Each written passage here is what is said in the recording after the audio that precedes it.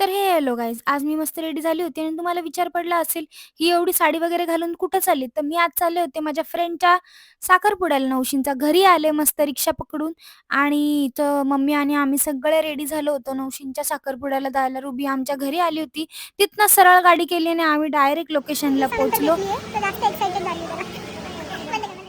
इथं सुनीता आलाय बिर्याणीसाठी. गौरी रुबी अंकिता हे लोक नाही खाणार आहे संकष्टी असल्या कारणाने, पण आम्ही भुक्कड खाणार आहे बाबा. आणि पण आले पण पाणी पत्रत आम्ही तर बसलोय आणि नवरीचा काय आत्ता पत्ता नाही. पहिली गोष्ट नवऱ्याचा पण आत्ता पत्ता नाही. आई तर आम्हाला वरडाला पावसात बसवलं ना, जेवण ना काय ना काय. हे बघा माझी मम्मी तर डायरेक्ट पदार घेऊन बसली. आत्ती केस भिजले आमच्या बसता बसता. आता नवरा नवरी कधी येणार आहे काय माहिती. 8 वाजत आले तरी अजून यांचा काय पत्ता नाही. इथं यांची पूजा एकीकडे चालू झाली. खूप उशीर झाला होता. नंतर नवरा नवरीची एंट्री झालेली आहे फायनली.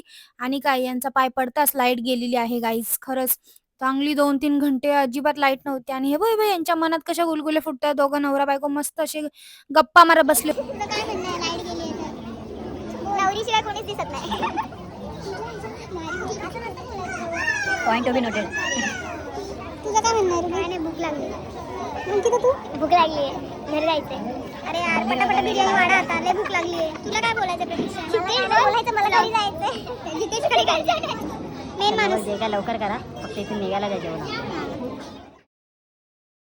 मग इथे ना सगळे त्यांचे रिच्युअल्स वगैरे चालू झाले होते आणि त्यांना म्हणजे असं हार वगैरे घातलं. आणि मग आम्ही जे गेलो जेवणाची भाई बिर्याणी भेटली आम्हाला आणि आम्ही मस्त जेवलो, गुलाबजाम वगैरे खाल्ले आणि इकडे त्यांना भेटलो वगैरे. मग जेवण केल्यानंतर मस्त घरी आले बाबा. नवशीन तुझा साखरपुडा आम्हाला नेहमी आठवण राहील ग बाई. लय हाल झालेत आमचे. शपथ कधी विसरणार नाही.